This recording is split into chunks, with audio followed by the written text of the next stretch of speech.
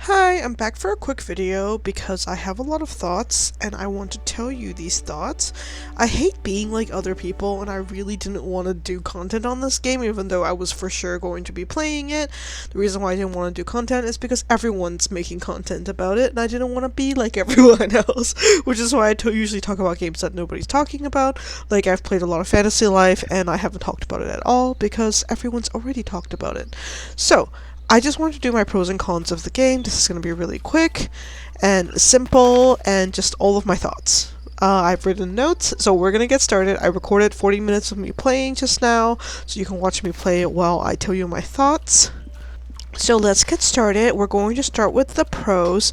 So in the very beginning, I really loved all of the little hints. If you know about Lord of the Rings and you know about The Hobbit, we just did a marathon. I've always been like a huge nerd, so I've always loved Lord of the Rings, and like the fact that Gandalf is in the beginning of the game, he's very whimsical. There's also a lot of other Lord of the Rings hints. For example, the map, every single location is described by a B.B, which is obviously Bilbo Baggins, which is really cool. I really like that they're trying to have references for previous parts of the game. There's also like hints of people talking about, you know, dwarves going on adventures with dragons, things like that, like hints of what happened during The Hobbit. So that was really cool. I like that there's like a touch of that. The next pro for me was the dialogue and the story in the game. I feel like they've really done the whimsical Hobbit dialogue really well, because Hobbits, they don't care about anything other than like really simple Hobbit things, especially food and gardening, and the entire game is very cottagecore, and I find that like most of the dialogue and the story and the plot and everything is very whimsical, and the way they talk is just really silly and very cute. So I think that they've done Hobbits very well in terms of the storyline. The next one was the decorating being amazing right off the bat. So you enter your house and it's covered in just tons of bottles, like someone's had a party, someone's left it for a while, but you can immediately change like every single part of the house. You can change all of the pillars, you can change all of the wallpaper, all of the floor. The decor is amazing. You can change the outside. It looks absolutely stunning, and I've barely even played the game, so the fact that you can put like a ton of furniture down, rearrange the stuff that someone else has left behind, and you can decorate the entire game, that was really cool for me. I think my house looks amazing already. The next part that I really liked about the game was the birds. So the birds give you directions instead of just a random line on the map. It's kind of confusing at first, but you realize that the birds actually perch on the signpost of the direction you're supposed to go to, and I just think it just adds to the whimsy of the game and is such a fun idea. The next part that I really appreciated in the game was the character customization was not gendered, so you didn't have to pick she or he, you could just pick whatever you want to look like. That was really cool of them. The next is foraging being really fun with the butterflies. So the blue butterflies lead you to just plants, leaves, and stuff like fruit, and the white butterflies leads you to the mushrooms, and that was, I thought, a really clever idea, just like the birds. It's just a different whimsical idea that they've come up with the game. The next pro for me was the soundtrack fitting right on point with Middle Earth. I think it's really whimsical. It changes day and night. It changes for the next day. It's done really well. So yeah, the music and the soundtrack is like 10 out of 10 for me. My next thing is the fact that the game is a life sim, but it's very centered on cooking. There's a lot of recipes to collect, and the more you get to know people, the more you get to collect recipes. So there's like maybe 100 recipes to collect, and there's an achievement on Steam where you're supposed to cook every single recipe. So I think that is like the biggest incentive for me to finish the game, for me to collect every single recipe. The next is not having any bugs at all, so I didn't have any bugs at all, and I played it on the Steam Deck, also played it on the PC, and I didn't see any bugs, which is, it's sad that this is supposed to be a thing that's really good nowadays, but playing the game on the first day, I usually expect bugs, and this one did not have any personally for me. The next is the fact that there's lots of cute hidden areas. So the map itself I find kind of small, which is kind of a con, but there's a lot of cute hidden areas that you find that have story that pop up, which I thought was really nice. And my last pro is that the animals are super cute, and there's a lot of animals all over the game, which is another thing that really brings out like the Hobbit vibes, because it looks just like the Shire, and they've done the atmosphere and like the feeling of the game is really good. Now moving on to the cons, the first thing that really bothered me was the overlapping sprites. I found that a lot of the sprites sometimes sprites would overlap, and that, I guess that would count as a bug, but it's just something that they could fix, I guess. The next thing that bothered me that I saw bothers other people is the lack of a jump button. That makes it really hard to travel around. You are limited to very certain paths, and you can't, it's not really an open world if you don't have jump buttons, I feel. Because there's so many blocks in the way that you can't go into the water, you can't go on upper pieces of land. So that bothers me. I get that it's kind of like part of being a hobbit, like you can't really do much strength-wise or acrobatics wise, but you should have a jump button in the game, and you should also have a run button. There's a skip button where you can just like whistle and skip through the world, and I don't even know if that's faster than walking. So have a run button and have a jump button, please. Because of the fact that there's no run button, I feel like sometimes it takes a really long time to get from one location to the other. Like it takes half the day, and you're like, please just walk faster.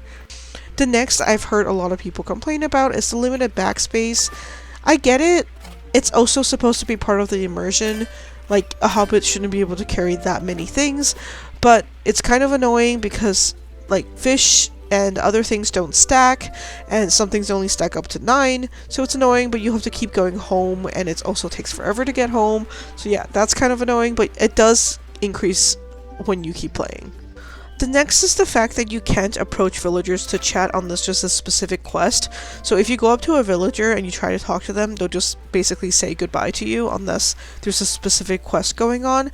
That doesn't really bother me that much because there's so much story going on that they always seem like they are talking to me, but it's just like a weird thing. Why wouldn't you just have generic lines? The next one is the fact that there is no guide for fishing or hints in the game for how to find stuff. So it took me forever to find cream because I couldn't figure out who was selling it. I didn't even know where on the map people were selling stuff, so I basically had to go around the entire map to figure out who was selling cream. And because there are no guides, because the game just came out yesterday, I cannot even search this up myself. So I just wish there was like a guide like, this is where you find this ingredient, you know? Anything like that. There's also no fishing guide, so you're just kind of supposed to just fish until something happens. Like, you don't know which fish appears during the summer, or the winter, or the fall. This one I should have said before, but the character customization colors are very limited, so I really wanted to have more of like a silvery hair. I don't understand why they did this. I kind of get it because I feel like they're trying to be authentic to hobbits, and hobbits can only have this certain type of hair, but I also couldn't have like a straight hair, and it helps me identify myself in a game, and when it looks so different from myself, then I don't know, I just can't relate to the character as much, so I ended up making her have black hair because I wanted it to relate to me more, and I couldn't have long black hair, and I don't know, it just really bothered me. I just feel like the character customization could have been more. The next con is that I still don't know how cooking works. I've read guides, I just don't understand, like, you're supposed to chop them to a certain degree, so you either chop them a lot or you chop them very little, and it makes it crunchy or smooth, and then you can fry them, which makes it soft or hard. But it doesn't seem to change anything, so I'm like, why am I making these decisions? I just feel like the minigame could have been more exciting, like Cooking Mama minigame even, where you get to chop stuff like actually, and you get to fry it and stop it at a certain point to make sure that the dish is like a 5-star dish. But it doesn't seem to matter what I choose, like whether it's crunchy or not crunchy. Why does it matter? So it doesn't, I just basically chop a few times until the game lets me continue. I don't get that at all. The next part is the fact that your front door and the bridge to your house is blocked. And I know there must be a certain point in the game where you can unlock this thing, but it's really annoying because you have to go around your house every single time, and my aforementioned lack of running makes this even more annoying. And not only that, the birds don't know that that area is blocked, so the birds always try to tell you to go through the front door, which makes it extra annoying because then you have to go all the way around. It's like, at least let the birds know that the area is blocked, and let me know how I can fix it in the future. Like, I'm 4 hours into this game, I should know how to unlock stuff in my house. The next con is kind of a small one. In the beginning of the game, you're supposed to give a farmer 3 crops, and I didn't actually have the crops in my inventory, but the quest finished anyways, so I don't know what was up about that. Another thing is that there's autosave. Usually I feel like in important moments where you're about to talk to someone, and while the game is saving, everyone just stares at each other and no one says anything, like the game is almost frozen, and I find that to be really weird because you're standing there like, is something supposed to happen? And it takes a while to save, so yeah, I find that to be very weird. The next con is that the loading screen is very long on the deck and the PC, so I've played on both. PC so I can record it, I'm going to play mainly on the Steam Deck, but the loading screen in the very beginning is really long, but during the game I have no problems with the loading. My next con is part of the gameplay itself. You can't buy veggies, you have to grow them yourself. And as you know from any other farming sim, it could take like 5 days to grow veggies. And there's like 16 days of summer. So if I want to have something and I want to cook it, I have to wait. I just wish that there was a way to buy vegetables. Like, I can spend the money, but just like let me buy it. My next con is something that's always bothered me with games where you're supposed to sleep. I feel like I waste a day if I don't go all the way until bedtime and then go to sleep, but there are times where I've just had to go to sleep during the day because I've run out of quests, and I don't really find the point of doing any of the fishing or the foraging unless I have quests specifically for it. I guess I would in the future if I'm trying to complete all the recipes, but right now I'm just wanting the story to continue so I can upgrade more things, so I'm just waiting for the next quest to show up, which sucks because I just like go to sleep during the day. So my next con was that there was no voice acting. I think every single game should have voice acting. Maybe not like the parts where they're just saying random things, but when you're talking and there's actual plot going on, especially since this is such a story heavy game, have voice acting. I don't think it changes the budget that much, and it really heightens the experience. It brings so much more immersion. I 100% think more games need to have voice acting, and this game definitely should have, especially since the trailers had voice acting. The next thing that I wrote was that there were no seasonal events and weddings and no dating, so there's for sure no dating in the game, which they said would kind of ruin the Shire vibes, even though like hobbits definitely got married in original Tolkien lore. So I don't really mind the dating too much, but I wish there were more events. But I actually saw like a guide today, and it did say some things that I wasn't aware would be a part of the game, so I'm just going to read it here. So this is by someone named Dreamlight Goddess. Interactive home features, it says you get a reading chair, which triggers stories, a music corner, a mirror or wardrobe, which you get in the beginning of the game, pantry for organizing ingredients, and a guest book, which tracks NPC visitors, which I think is really cool. I just don't know how to unlock this at all. And then house expansions as you progress. It'll have more rooms, dining room, study or reading nook, crafting room, guest room, and cellar or wine storage. I'm really excited for the crafting room. And then this is the part that I really wanted to emphasize. As you progress, you can host tea time with neighbors, dinner parties, storytelling circles, craft gatherings, and seasonal festivals. So it looks like there are seasonal festivals. I don't know why they wouldn't have that in the beginning of the game. And the crafting seems really fun as well. So I would love to host crafting nights as a hobbit. Like, I feel like that's amazing. Anyways, those are all of my thoughts. I just had so many that I had to like have a place where I had it all down, and a few people were asking me for my thoughts, so that's everything. I don't really know how I feel about the game so far. I feel like it's really like stunning. I think it's really whimsical and it really gives me the Hobbit vibes. I just think it's a little bit slow for me.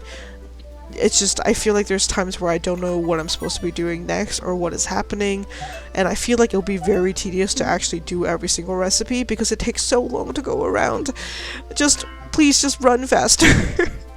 But yeah, let me know whether or not you agree with these thoughts. I know people who aren't cozy gamers, like IGN, gave it a 4 out of 10.